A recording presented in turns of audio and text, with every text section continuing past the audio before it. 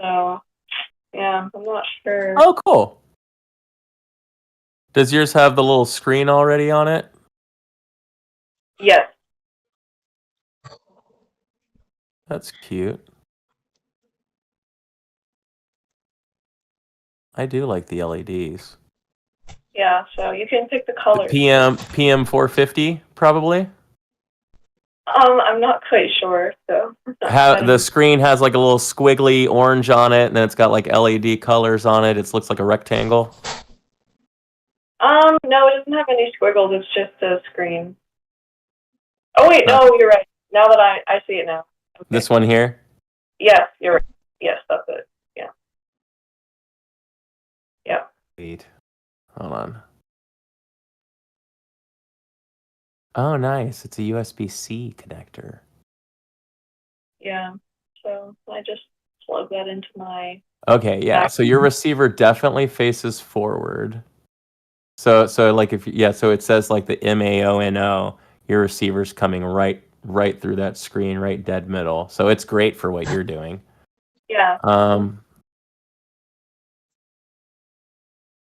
Ooh. You can download a software for running it. It should come with it, and it allows you to adjust your EQ through the software on your computer. Okay, I'll check it out. One of the things to make sure you do is you will see, where is it? Do you have a monitor in, like a headphone in while you're doing it? No. So one of the things that you'll really enjoy doing is you'll see there's going to be a headphone jack somewhere on this. It may be in the cord because this one's pretty fancy. It might actually plug in down into the cord down here, but if not, there should be a headphone jack somewhere on the body or on the bottom, and you're going to want to plug in a wired headphone into it. So hold on, let me show you. Let me share my. Oh, is my camera on right now? See, I didn't even know my camera was on.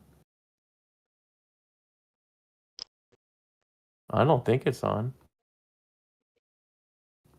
Weird. Okay, come on. And then I'll do my market post. I guess my camera doesn't. There it is. So see here. You can see I'm wearing a headphone in my ear. So this is called a monitor. So, and this is actually plugged into my microphone's mixing system. So you should have a headphone jack on that. But what that'll allow you to do is when you talk, you'll hear your audio through your ears. So you can actually hear what it sounds like. Oh, and then when other people talk to you, you can set your computer as your audio device to your monitor. Right, so when you're talking to other people, the audio comes through here as well. So then you don't have the bleed between your computer speakers and your microphone. So it really cleans up the audio. Okay. Boom. Cool. Thank you. Full audio lesson you never even wanted. Yeah. Well, I'm sorry to take up some time for that. Whatever. There's always time for that when you have ADHD. Hey, all right, moving on. Thor, go look at mentoring chat. I just posted my media room, picture of the media room.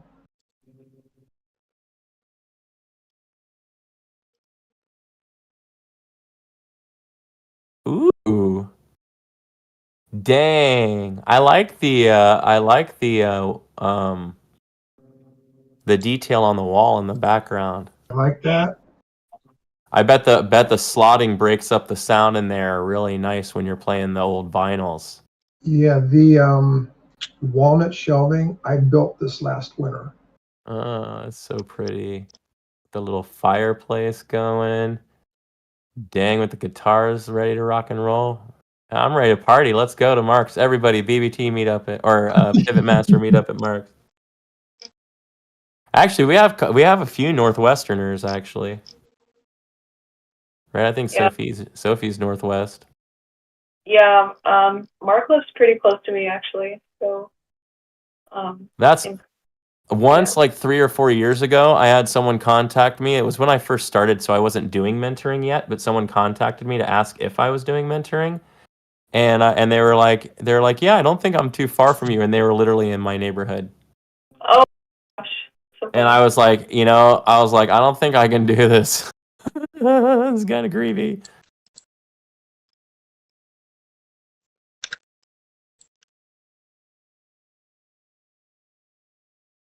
Hey Thor, I got Who's a talking question. about futures?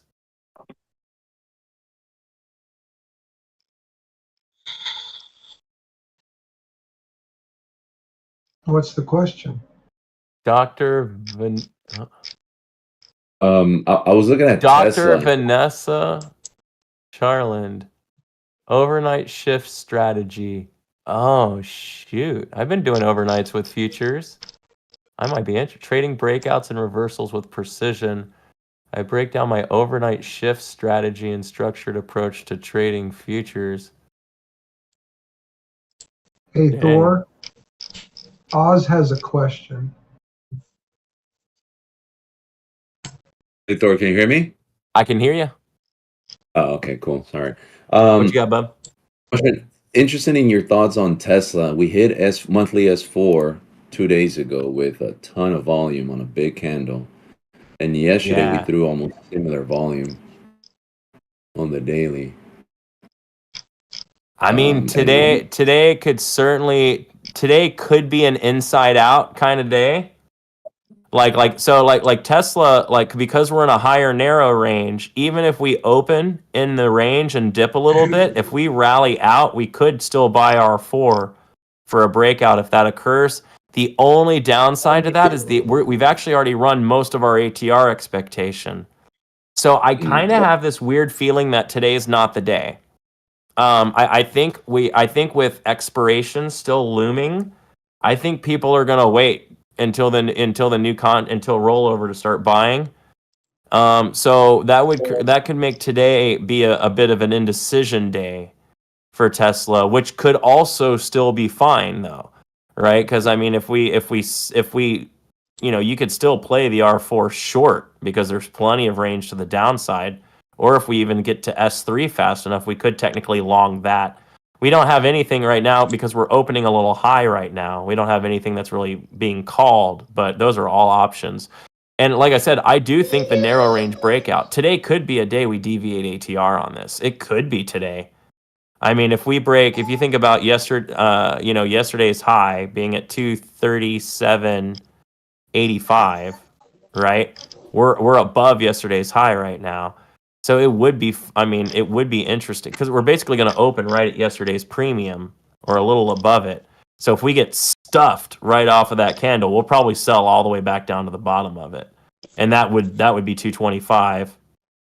Maybe right around there, somewhere in here. Would you Just around consider S4. that volume on the daily like bottoming volume?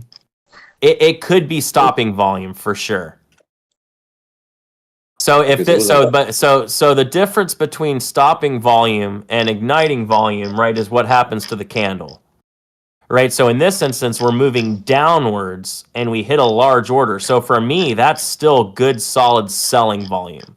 Right? That for me puts this in a hard sell. But this should have been a resting day, and it wasn't, was it?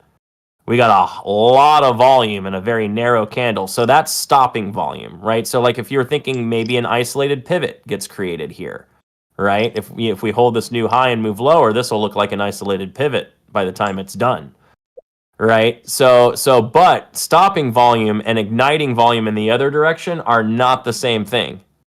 You know what I mean? Like this just means we found a buyer. This doesn't mean we are buying. Right? This just means we found someone who is willing to buy. So we still need someone who's willing to buy, discount, value and premium, and then just keep on buying. And then when it pulls back to offer on the weak sell, we start buying. But today could be the day we pop and then offer back and find a buyer off of this. And I mean, if we decide to exceed ATR and open here and go crazy today, it could. Why not? Yesterday's high was 252. 252 is right above ATR high, right? So that would only be a movement back to yesterday's high. It wouldn't even be that big of a move. But I think we could end up hitting eight. We could hit yesterday's high as well, and then sell off, and then just close kind of somewhere in the mid range. That would be sloppy, but it could happen. Okay. Thank you. Lots of options, maybe too many. Ooh, I'm gonna go grab it. I guess I forgot to do the forecast again. I'm gonna go grab a quick drink before we open.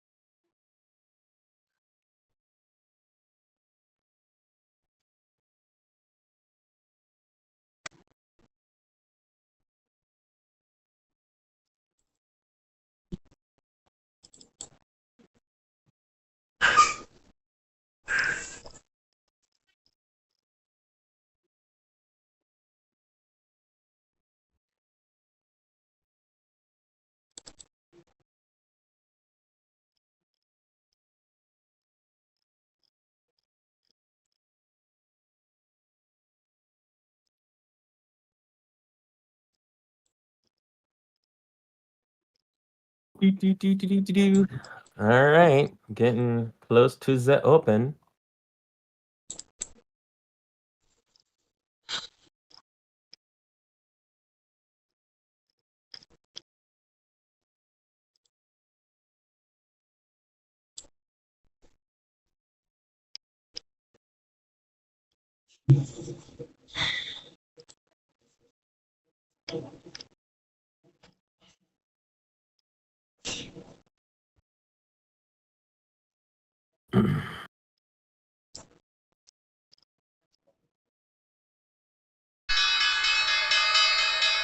Ding, ding, ding, ding, ding.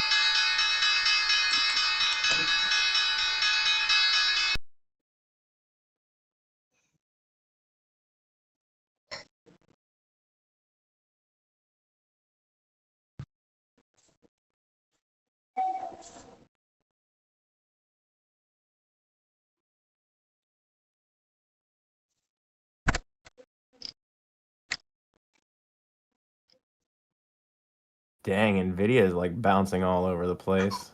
A lot of absorption.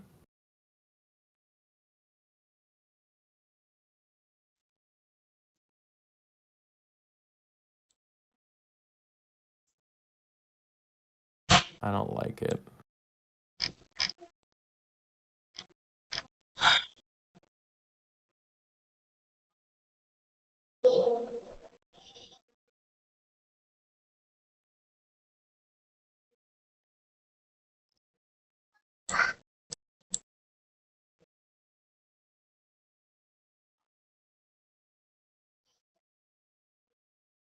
Dude, I feel like DOS is like all over the place right now.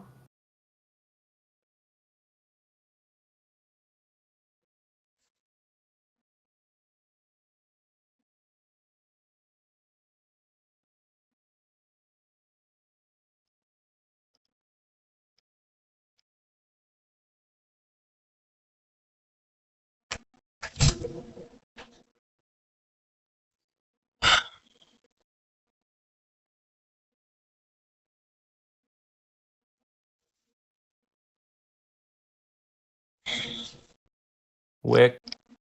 That was a big wick on Tesla.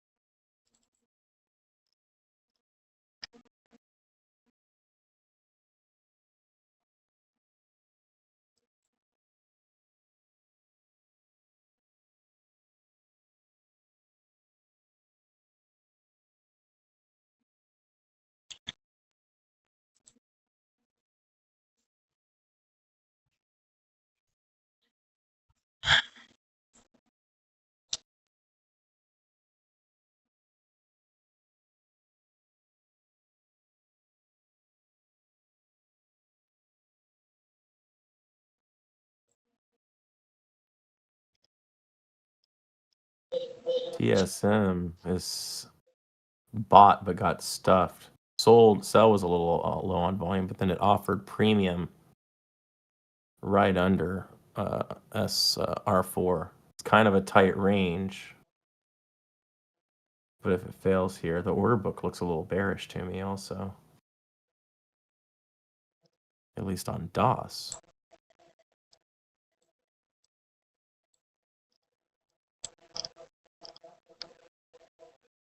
No seller though.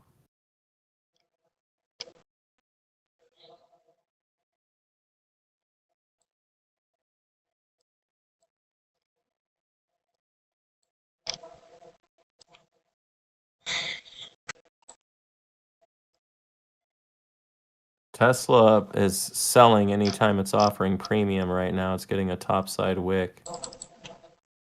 But they keep buying into it. So that's pretty weird.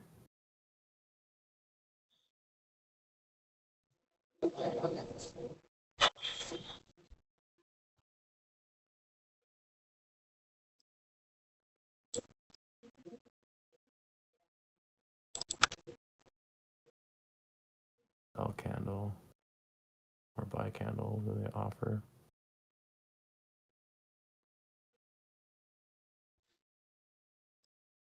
Can't buy. Nope, they buy. Tough.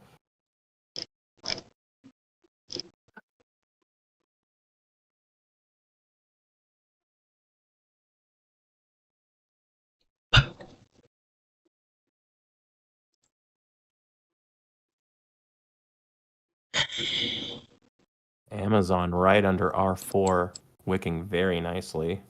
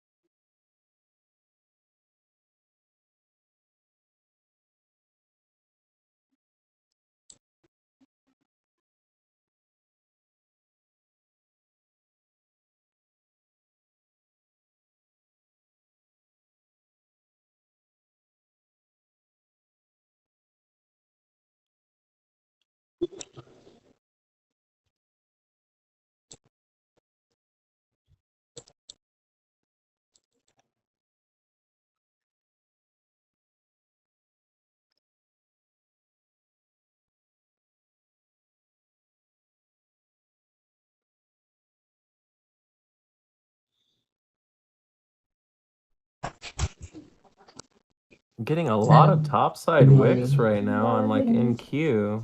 Like we're obviously running into a sizable seller, but the market maker seems very intent on absorbing those sells and holding the price here.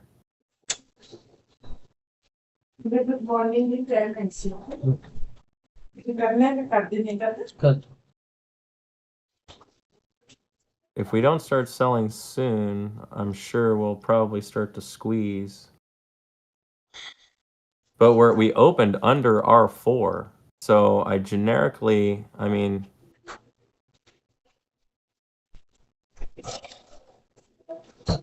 we're a lower range. I'm really not thinking breakouts on days like this, but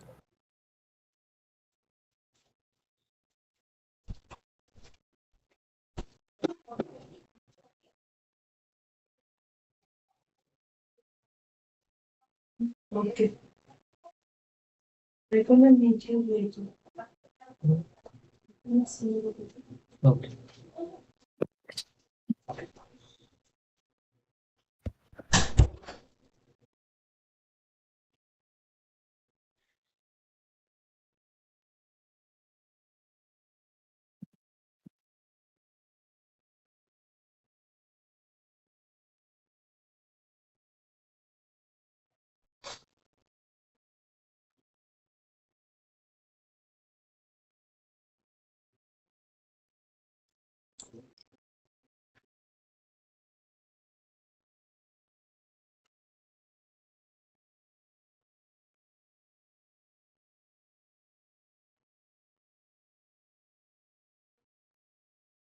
There goes the market. We just started selling. See, I kept saying we kept having topside wicks. That sell was with very good volume. We'll probably have a reoffer here and we'll see what happens.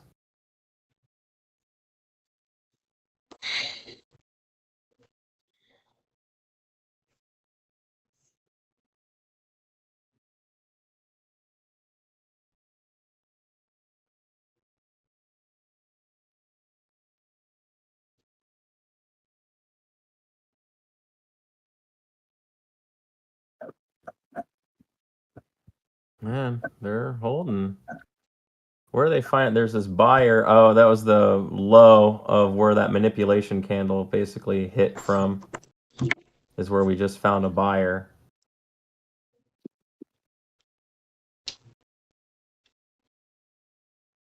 Andrew's longing TQQQ. I hate that.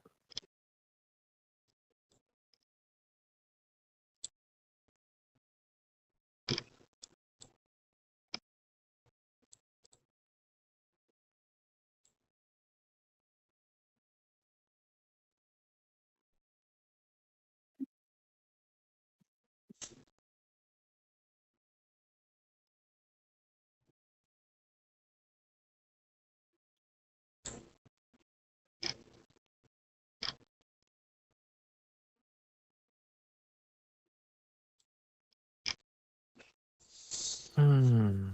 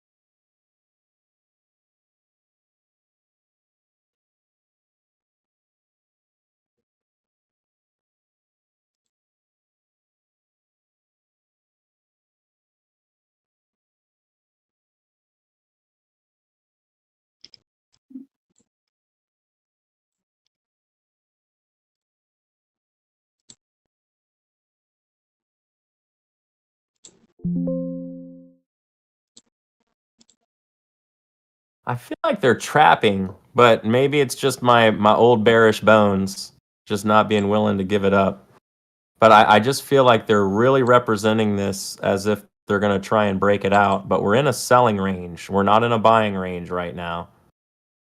So there's no reason, you know, even like because like, and what I mean by it, if you look at like SPY, like we're at the top of the previous day's candle. We have not bought premium yet, right? We need, if we're going to play long, we need to be outside of the previous day's candle, or we need to be way the hell down here.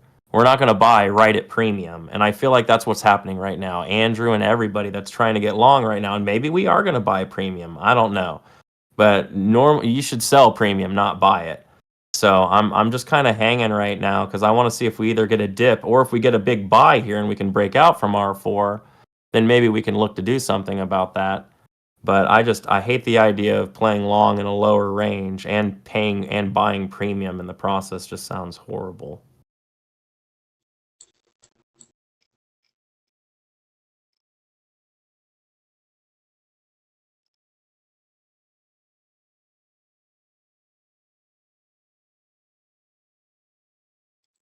On NQ, Thor, for what I can see, we're testing Friday's low, and we keep finding a seller there. We keep rejecting it. That's around 19,767. I think if we can get above that and hold, we might go test Friday's Yeah, value. that actually makes a lot of sense. So like on Qs, that'd be 480.64 Yeah. right here.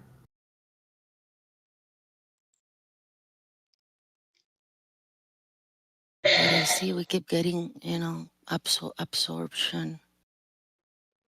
So that's the low of that level right there, 480, Mhm. like 38 actually. So like 480.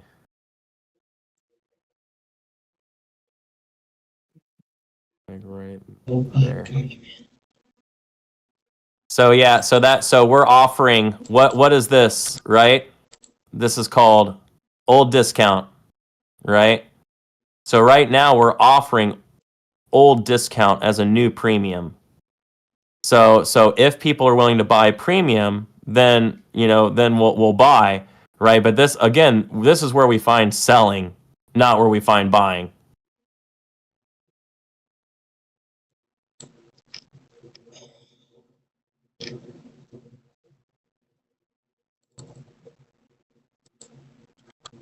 We're just back up to this day's low, and we're offering anyone who sold at the break of that low a chance to sell more.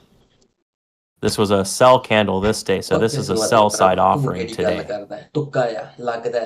Oh, I need to talk to y'all about that. That was a conversation I had recently that really kind of like blew my mind. Like not blew it, but definitely like reoriented some thoughts. So, which is if this candle's like a red candle. So I was talking to my buddy that works for Citadel, and he was saying, so the way the algorithm basically looks like is if this candle is a red day, and then this candle's a red day, this next candle is a sell day. It doesn't mean you can't rally, but what they're doing is they're offering to the sellers on this day. If it closes green, then the next day they'll open and start offering to buyers. Right? So, which is really an interesting process, and that happens on each candle. So each 1 minute, like this is a buy candle, buy candle, buy candle, and then this is a sell candle. It's a buy candle, but it closes low. So this is a sell candle. So notice on this one, they offered premium to where we had sold from before. They were offering it to the sellers, and then it blew down. So the sellers accepted, right? But it closed high. So we then offered the buyers a chance to buy, which they declined. So then we offered sellers a chance to sell more, and they accepted, right? So then we closed this sell candle, and the buyers bought, but they couldn't make a new high. We closed and offered the buyers a chance to keep buying premium. They declined. We offered it to the buyers again, sold, offered it to the sellers, sold, offered it to the buyers, sold, sellers sold, right? So this is actually still a sell candle right now, right? So we're pulling back right now, offering to the sellers. If we close high, we'll close and offer to the buyer, and if the buyer accepts, then we break out, or we push. So each candle that you're looking at, it corresponds to its previous candle. So like this candle, although it's red, was technically a buy side offering, where this candle was a sell side offering. So right now we're offering to the sell side. We closed high, so now we're going to offer to the buyers. So watch, we'll pull down, and but see, the volume's low. This isn't selling. We're just offering to the buyers a chance to buy the CE of this particular candle, the mid-level of this candle value. If they don't buy the mid-level of that candle, right, then they're going to offer the discount level of that candle. But look, a buyer bought the mid-level of that candle. So now they're going to let the buyer see if the buyer will buy premium. Right? If this closes as a red candle, right, then we'll assume the buyer couldn't buy premium. So we're going to close this candle, and then we'll pull back up and offer it to the seller. So this should help your timing a ton, because if you're going to short, you only want to short on a selling candle, right? You have a buy candle that closes, we sell down, we now sell here. You can see a buyer couldn't buy through there, right? So I'm going to sell here with my stop above the premium. They could not buy, right? See, this is a buy candle that closed low, a buy candle that closed low, right? A sell candle, right, that closed high but could not buy premium, and then a buy candle, again, that sold and closed low. So anytime there's a buying candle, where actually the buyers are getting overwhelmed and closed low, anytime there's a sell candle, we tend to stay low. Interesting, right? So now look, so we close this as a sell candle. See how we pulled back up? Now we're offering to the sellers, and the sellers accepted.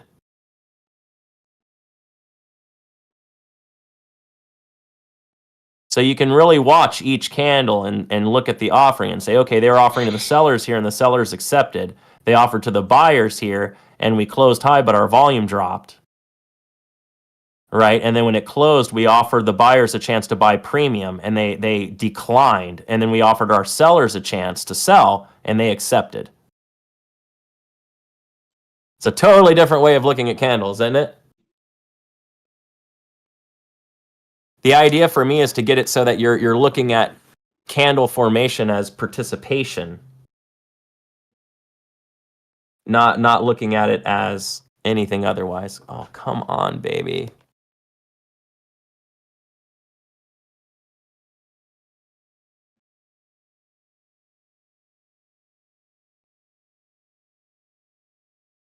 Look at that.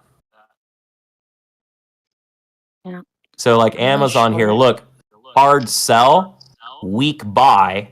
Then when offered, we sold. When we offered, we could not buy. When offered, we sold. Right? Pulled back up, sold. I mean, how clean is that? Let's go, people. So we could be either back testing the value area we broke out from, or possibly get to the CP, or now that we kind of ran out of steam to the top side.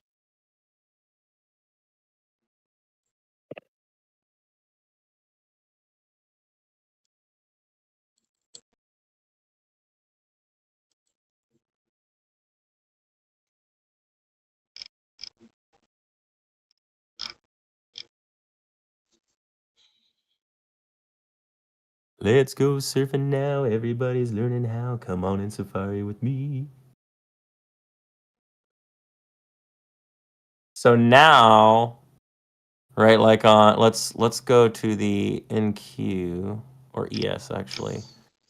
So now we're under R3 in our lower range.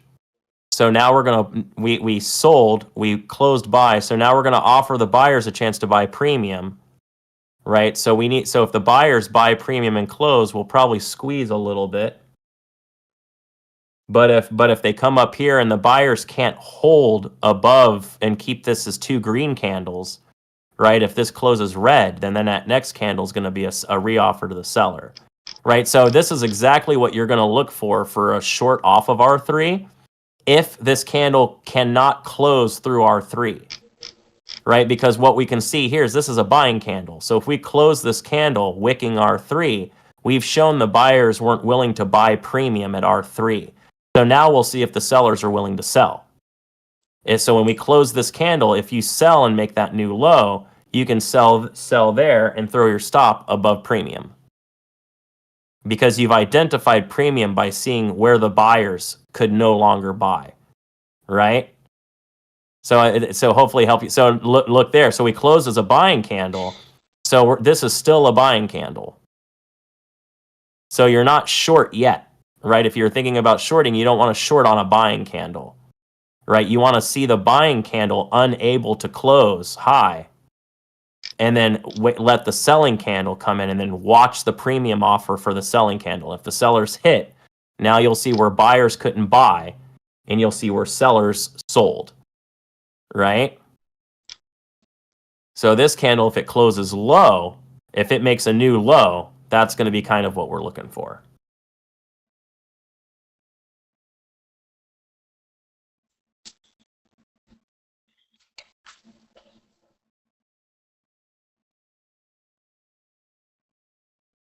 Or that's such a different way of looking at these candles. I kind of get what you're saying. It's good. It'll take some. It's going to take a lot of getting used to. I got explained it to me by someone over the phone. It took me like an hour. Okay. Like I was like because so I happens to play an unknown online game with a certain unknown Citadel market maker. I hate said online game, so I will not mention it because I'm sure someone in here also plays it. I do not like it. Ooh, that's a lot of volume that just came in.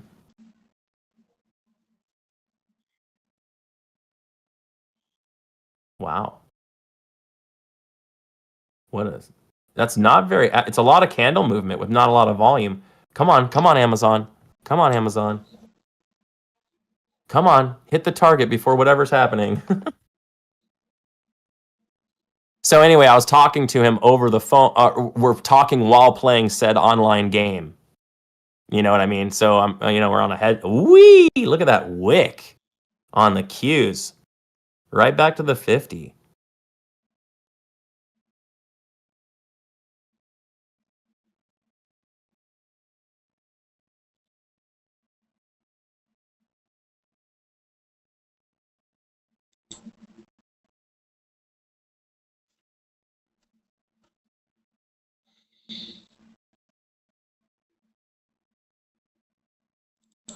Amazon was so close to a target there.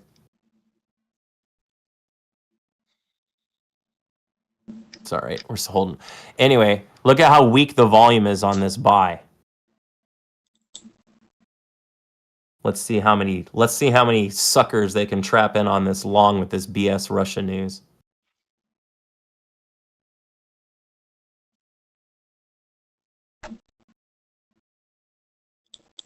That was one heck of a wick on a ton of volume that closed upside down.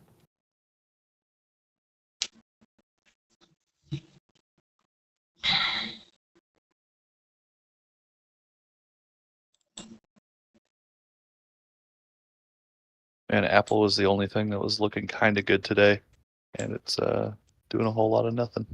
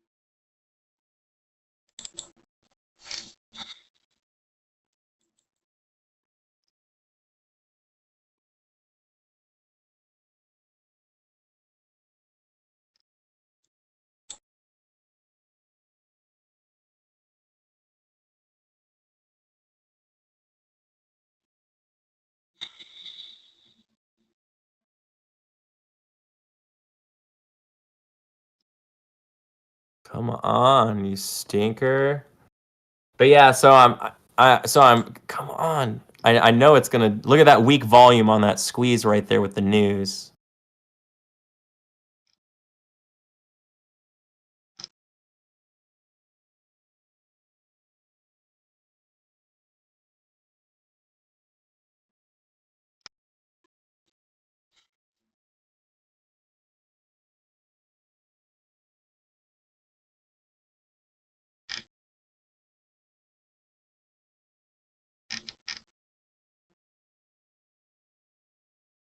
Come on, Amazon.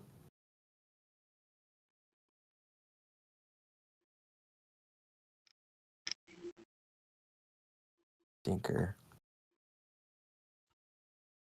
I feel like the order book on Amazon looks really bearish in DOS. Oh, here we go. Come on.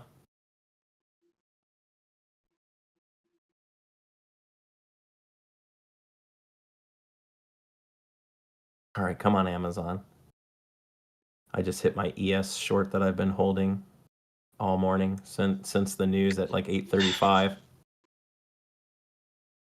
That was a wide stop. Took a while. Come on, Amazon.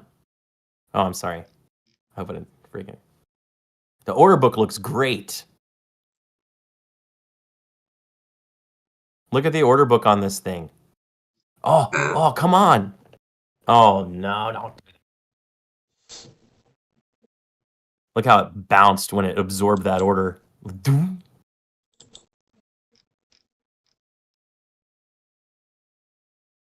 I don't like that the Q's freaking or the ES dropped so hard. Come on, Amazon, let's go, baby. Look at all this size down here.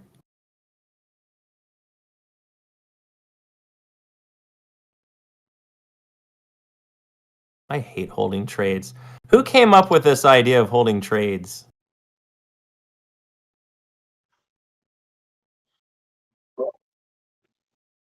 It wasn't me, actually. So I blame whoever it was.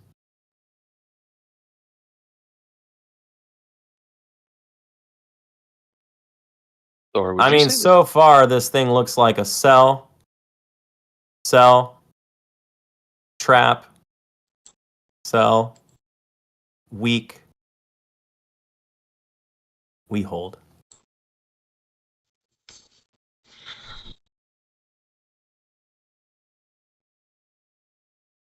or would you say this Amazon trade that you're in is a buy the book R3 traverse, or is it something a little more advanced because you were not It's necessarily in the it's a right R4, not an or R3. R4? Yeah, it's pretty good. Yeah.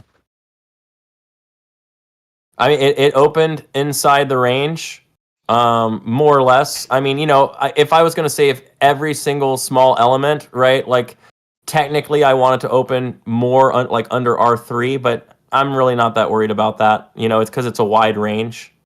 Mhm. So it opened, but it did open under right near R4, and it went, selling was absorbed, and then it had a weak volume push back up to R4.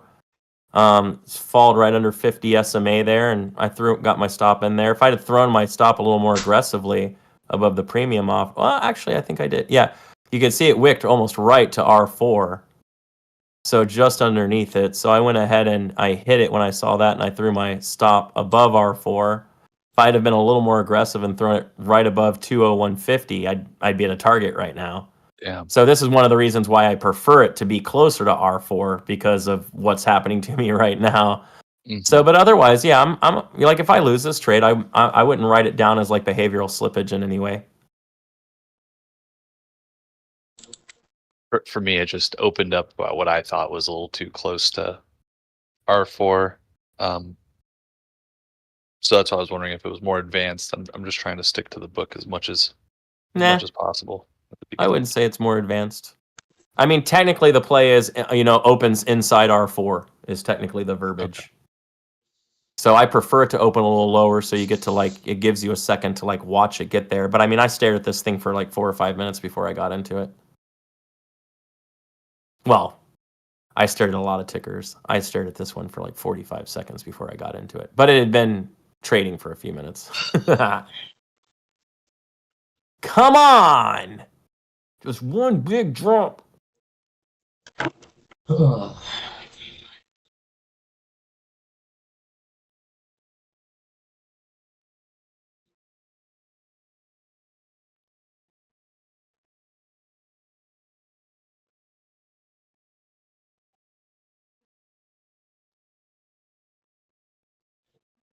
CVD is just so beautifully red on this thing.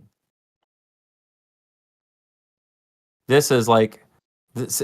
I used to, I used to have a rule for this, and I'm thinking about putting it back in place, which is it's only going to cost me $5 if I stick my stop in front of 198.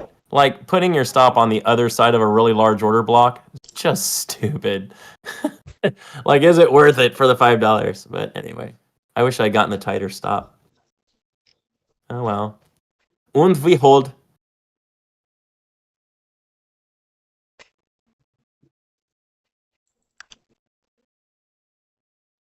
Get comfortable with being uncomfortable.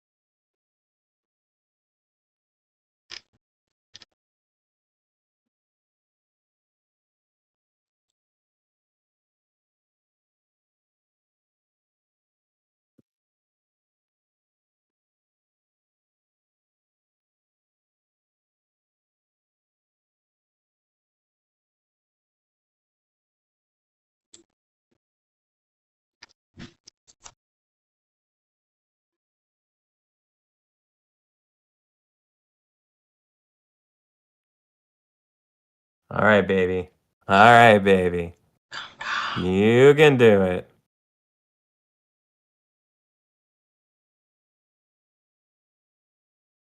You got this.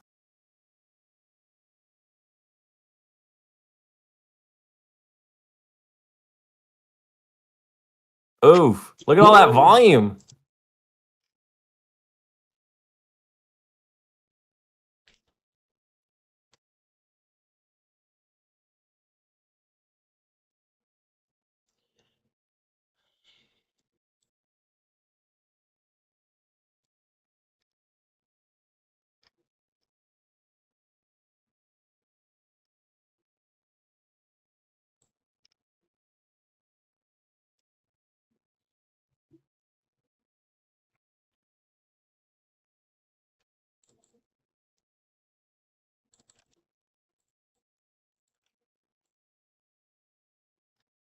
I still think the order book looks bearish on Amazon.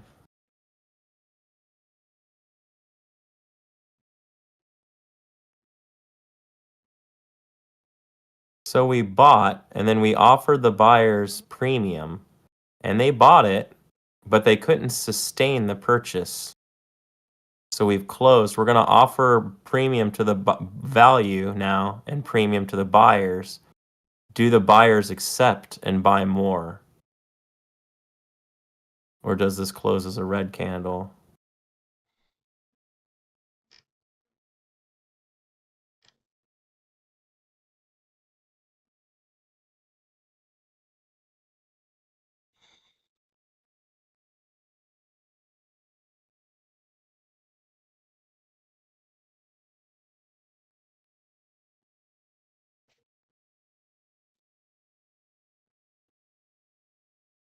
Order book picked up quite a few orders to the top side, so it's not surprising that it started to squeeze.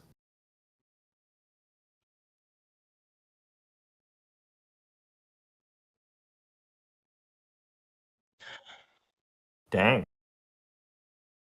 Good times.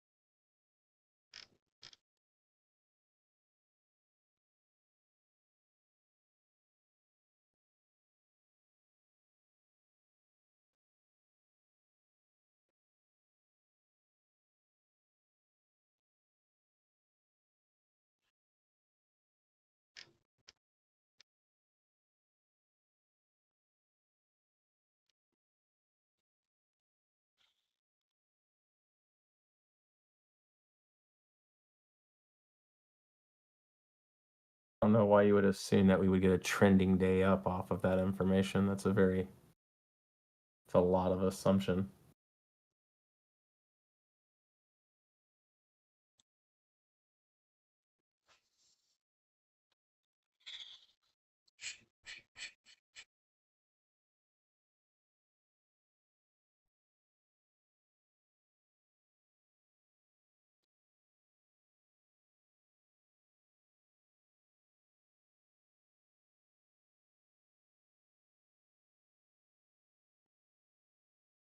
We're right back at R.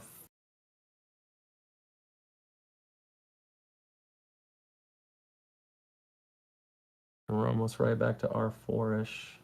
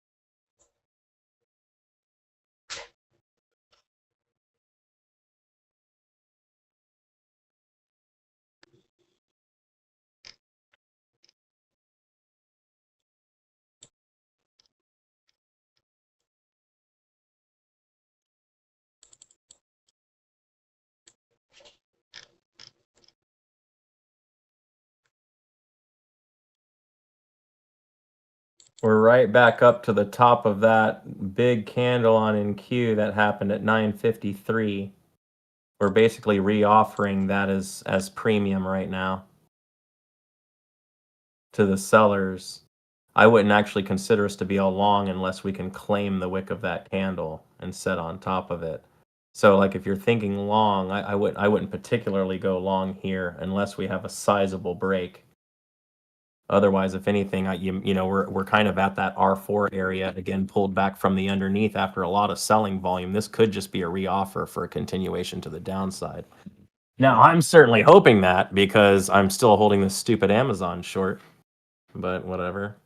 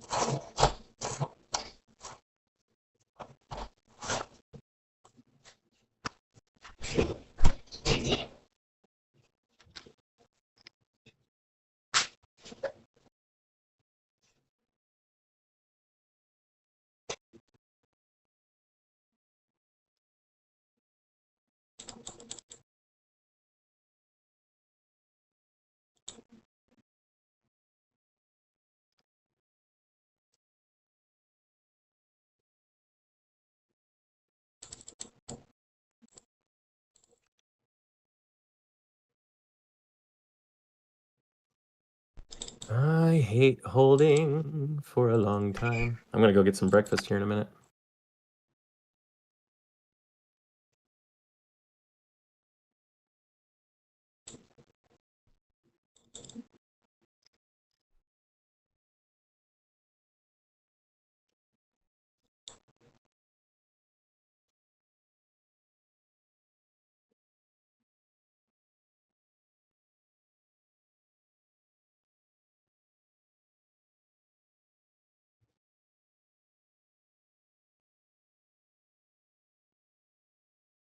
Selling. What did I say? Right off of R3 or right off of that R4 area.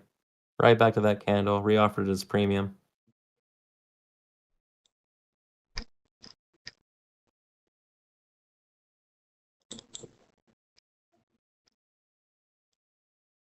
Moment of truth.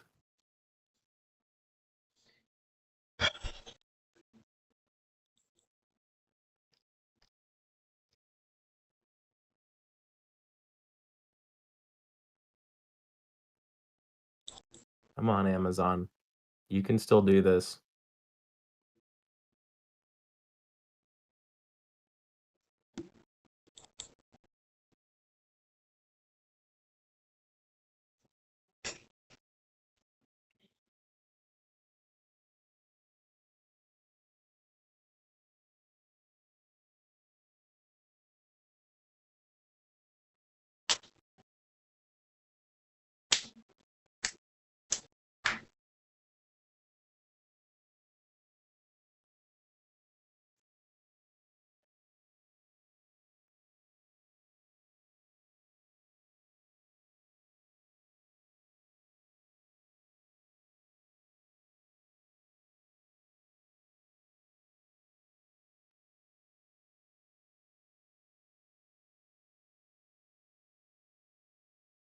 We got a bearish FVG off of R4 there as well. That just set.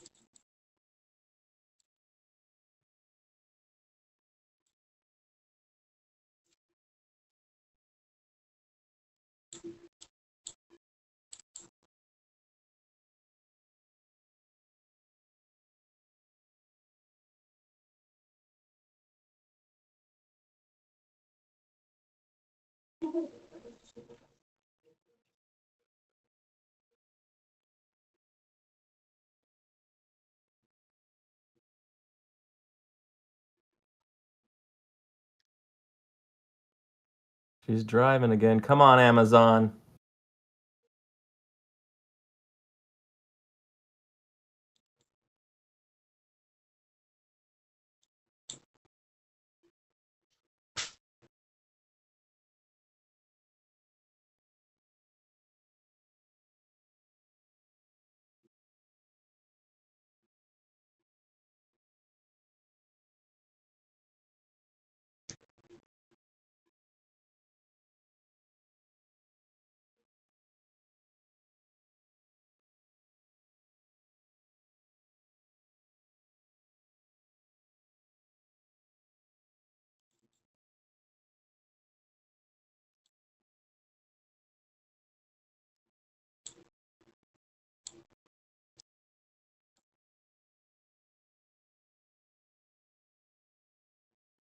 Yeah.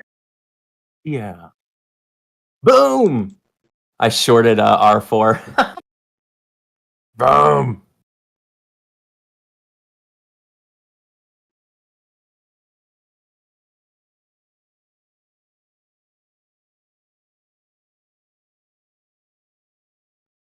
Yeah.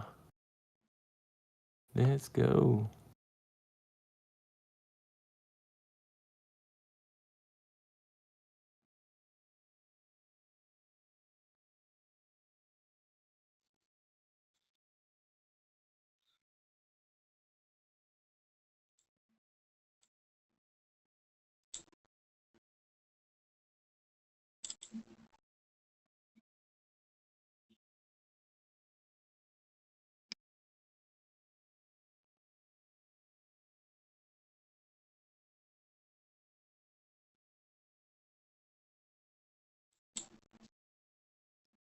Come on, Amazon. Now I just need you to do it.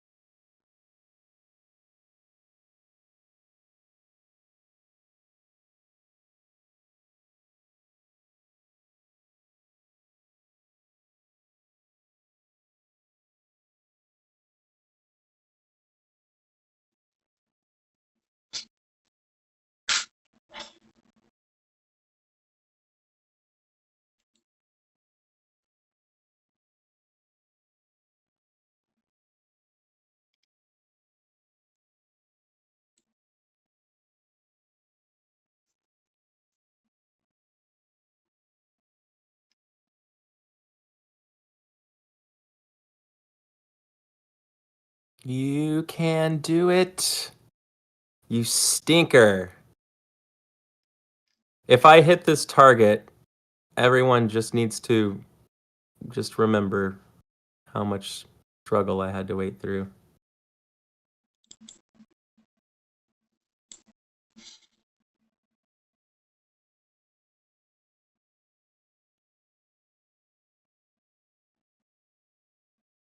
I still think the order book looks bearish in DOS on Amazon. Like, I think if the keys hadn't have bounced, it would have done it. Like, look at this order book. Look how good this order book looks.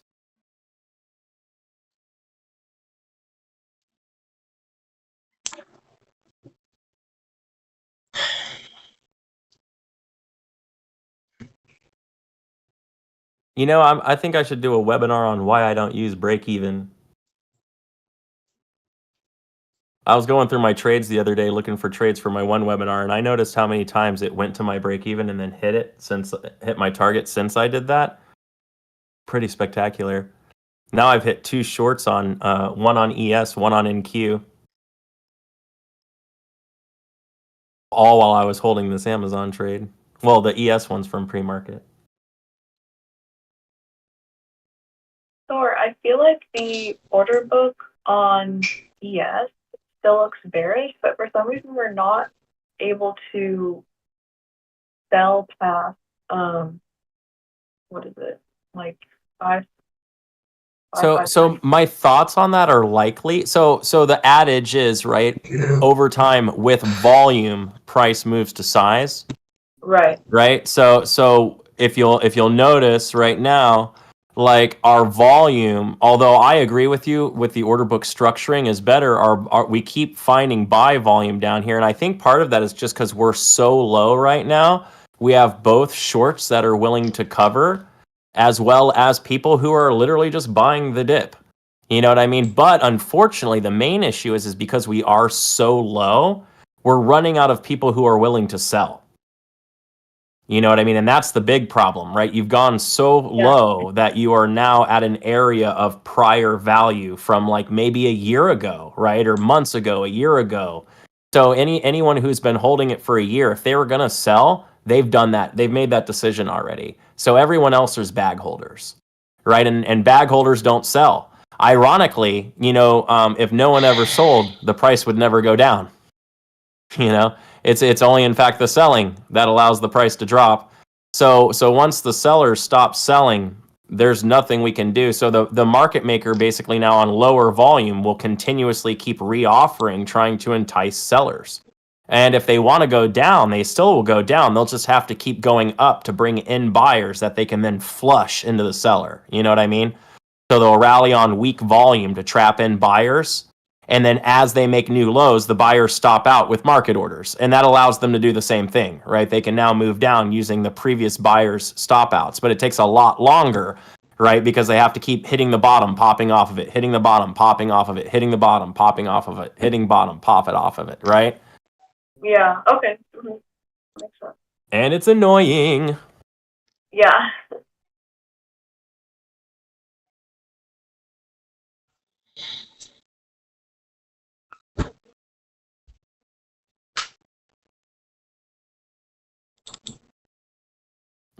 Yeah. They were saying Tesla did the R4 inside out today. Kind of did.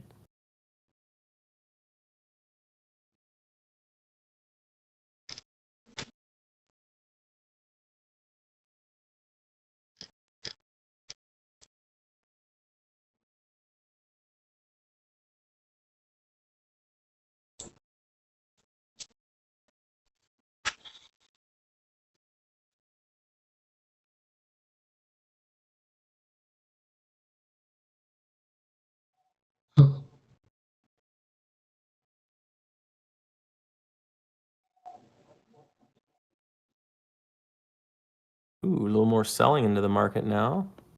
Ooh, look at Tesla starting to fail.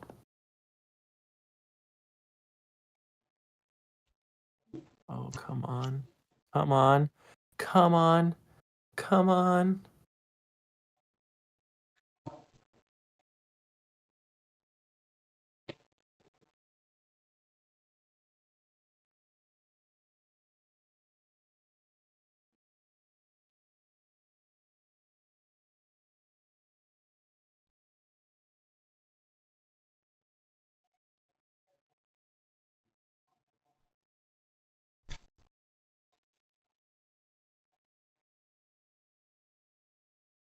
Mm, mm, mm, mm, mm, mm.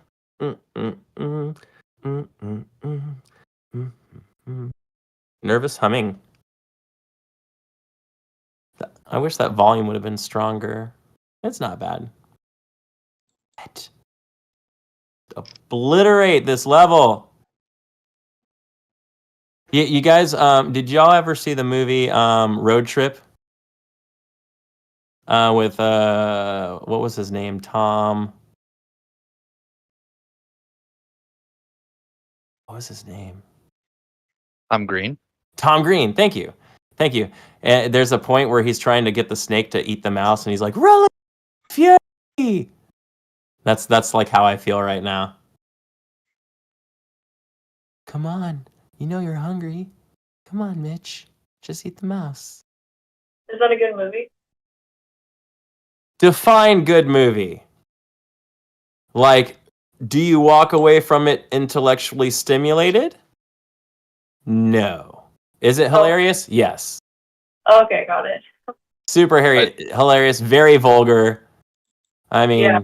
all the things. I mean, there's a whole scene in the middle where they go and stay with like these two old people while they're traveling across the country, and the big plot line of it is that the old man took Viagra right before they got there, and he's knocking everything over with his downstairs. So, yeah, it comes from kind of like the beginning of the Jackass era kind of comedy. Like it's very, very physical. Tom I just Crean is watched. I made my hilarious. wife watch Happy Gilmore, and this chart Yeah! reminds me of him telling the ball to go to his home. What's wrong, ball? You're too good for your home? Why don't you get in your home? Screw ball! That's how I'm about to be with Amazon. Just take the position off. Screw, and then watch it drop in there where it should.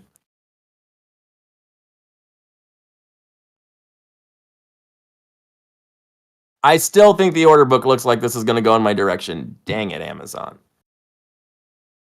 If this was a long, I wouldn't take it.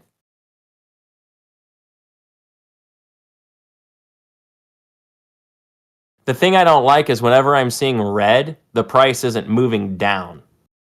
You know what I mean? Like I see red, and when the red comes in, it just kind of absorbs. So, but it's not like we're buying either. We're just like, it's like, what are you waiting for? But, oh, we're above session low. I mean, I was within session low, pre-market low. I mean,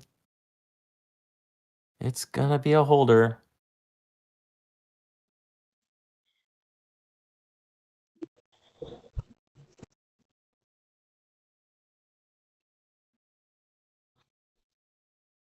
All right, folks, I'm gonna go get some breakfast, and the order book looks more bullish now on this all of a sudden with buying, so I'm just gonna not watch as this comes back and stops me out. Probably. Anyway, just kidding. See y'all at 11. Bye. Thank you, Thor. My pleasure.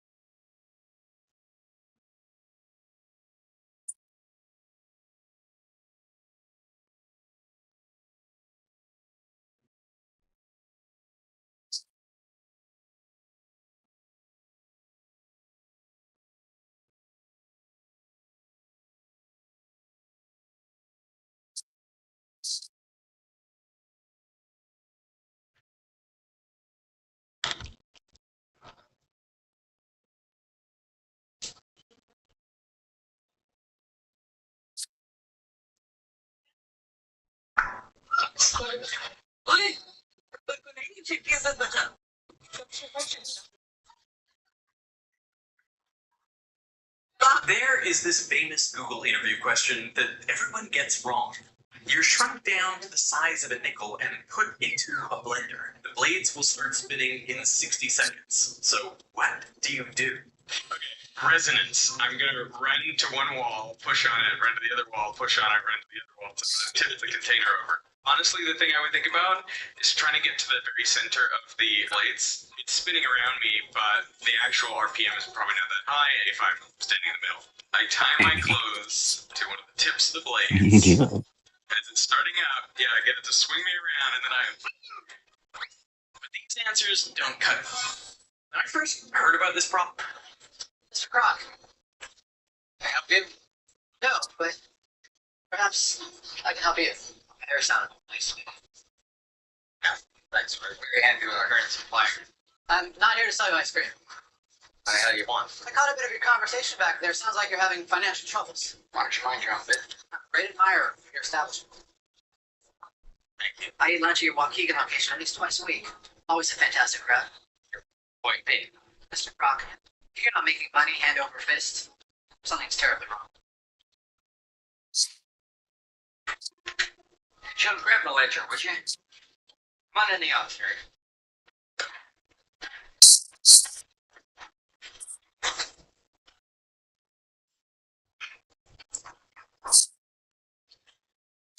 So, to summarize, you have a minuscule revenue stream, no cash reserves, and an albatross of a contract that requires you to go through a slow approval process to enact changes, if they're approved at all, which they never are. Am I missing anything? That about sums it up. What about the land? The land, the buildings, how that whole aspect of it works. Pretty simple, really. Franchisee finds a piece of land they like, gets lease usually 20 years, and takes our construction off. So building and profit. So the operator selects the site. Yeah. He picks the property. Right. You provide the training, the system, the operational know-how, and he's responsible for the rest. Is there a problem? A big one. You don't seem to realize what business you're in. You're not in the burger business. You're in the real estate business. You don't build an empire off a 1.4% cut of a 15-cent hamburger. You build it by owning the land upon which that burger is cooked. What you ought to be doing is buying up plots of land, then turning around and leasing said plots to franchisees who, as a condition of their deal, should be permitted to lease from you, and you alone. This will provide you a steady upfront revenue stream, money flow.